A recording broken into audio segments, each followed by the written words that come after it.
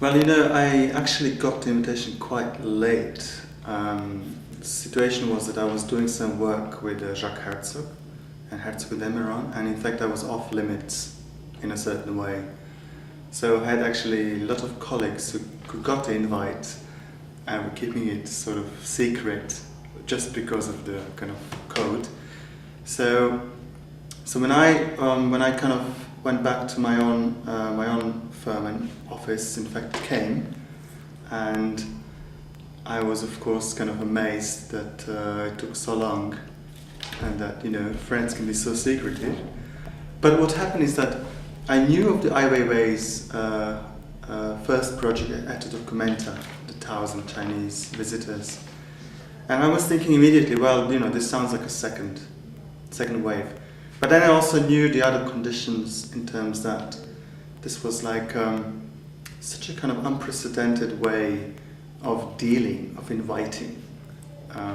So I was not negative towards it. I never had call it ethical or moral standpoint to say no way.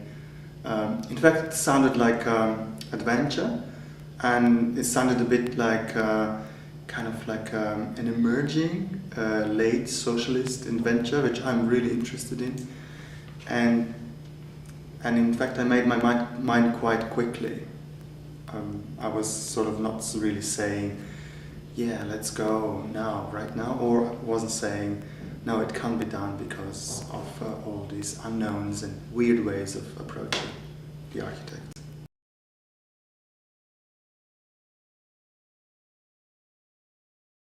This is a good question because it's a question, I think it's coming back into the focus of the status between architecture and art, and an artist as an architect.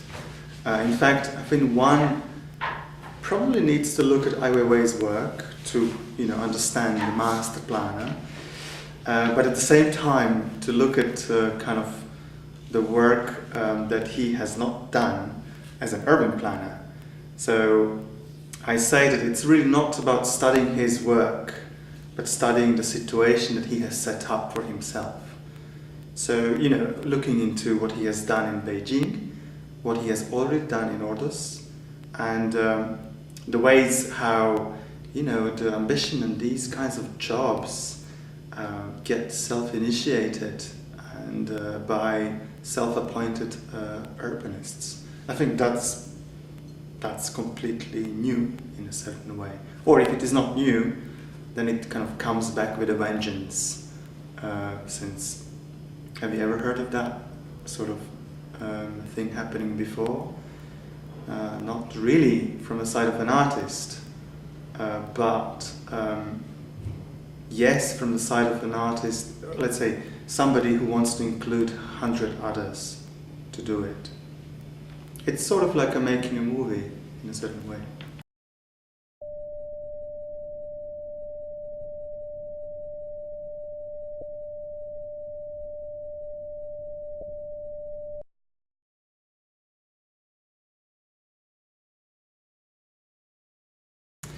I must say this is something that it was relatively easy because I grew up in a socialist country.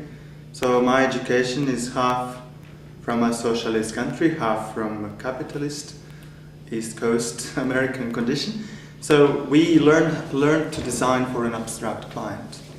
In fact, in my education, I never had a direct client other than when it would happen for real. So that is one of the reasons why I also was very interested in this condition for to design for the developer in a sort of a Siedlung type.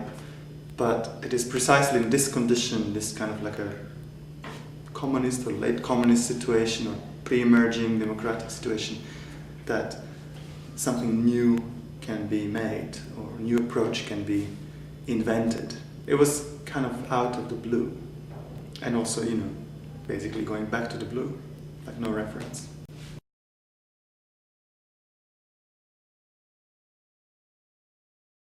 I must say that when one says Chinese, we were actually commissioned to do things in Inner Mongolia, which is relatively not really main China.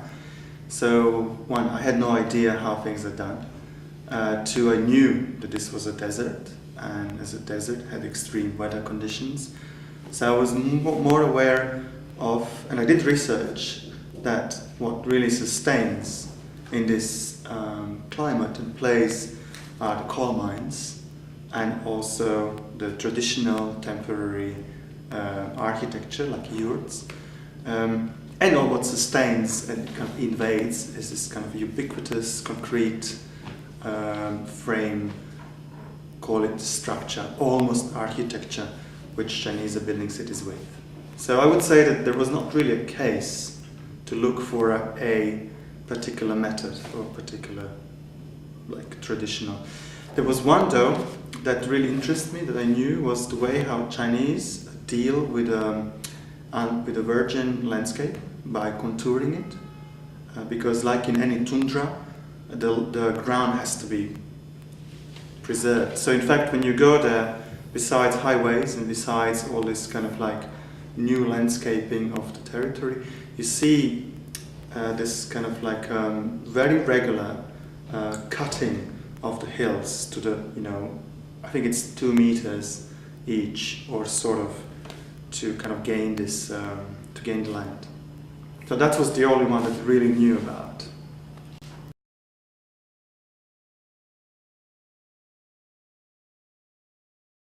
It's the issue of the collection. I really was very interested in the issue of the collection.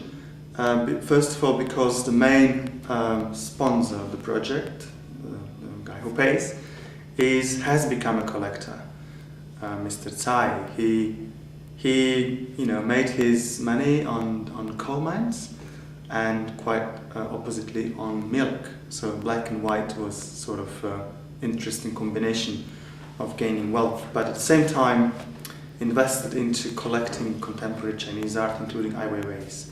So I thought that this was something that I really want to transfer from the art world onto the building. And I really went for testing the surface of my proposal being capable to collect weather conditions. So as you will see in the exhibition, in fact, it is designed in such a way that each weather condition is collected on the facade. So when it snows, the snow stays on the shelf. When it's a sandstorm, there are huge sandstorms, the shape stays and the sand stays. And also I hope that also the green can also invade the actual building as a kind of a piece of geological architecture.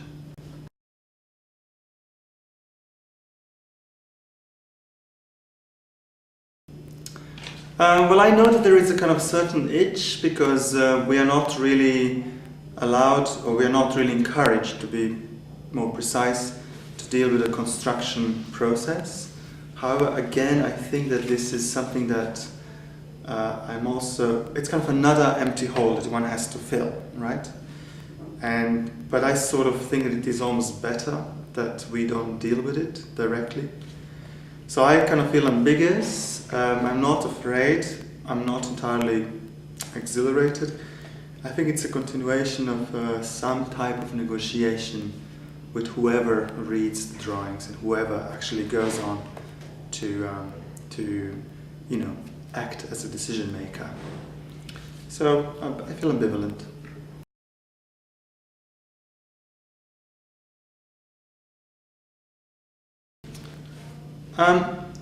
We had a long discussion about that. It was at the beginning. The site plan, as you know, is hijacked from an earlier commercial plan, which planned the entire city. So it had to kind of carry the boundaries and the sort of positioning from that earlier plan, which was really, call it architectural disaster, right? So this one has to perform to be much better. And I think this it was done in a kind of smart way, that lots were given by lottery, so kind of a true Chinese way. So in a way, I think it was a risky master plan, but at the end, it showed how much we want to be distinct from each other, and how 100 architects are so willing to be distinct, not at all to try to repeat a certain ideology. For me, it's kind of like the quality of the site is it allowed for a positive Balkanization of the settlement.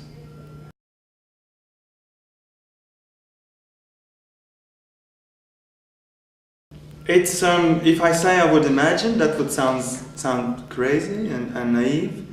I think that the only possibility that this really is a US project is that it actually starts as a naive project, meaning that somebody who is considered professionally naive, as people consider Ai Weiwei as a naive architect, would do the same in the United States. There are candidates.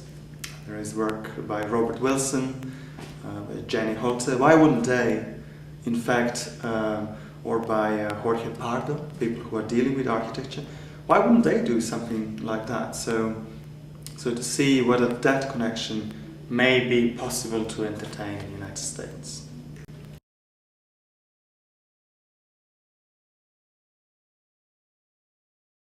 Well, the news came, as you know, the news went really fast.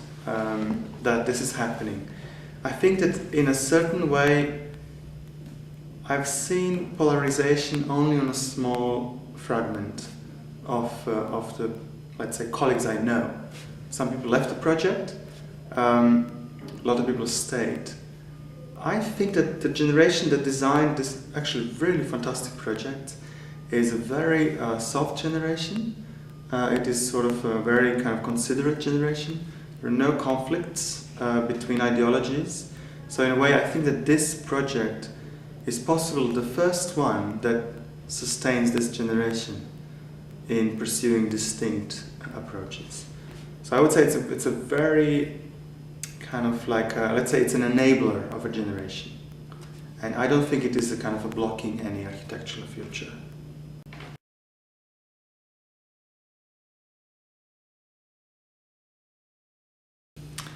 Yeah, I thought about that question. Actually, I think that at the moment my dream commission would be to do a kindergarten. That's something I did not see in the Ordos project. I mean, I saw a museum, there is an artist studios, there will be families, but I don't see a kindergarten, I don't see a school. And I would like, if there is a dream commission, I would like it to be something urgent, something that you really need. And I think kindergarten is going to be needed very soon.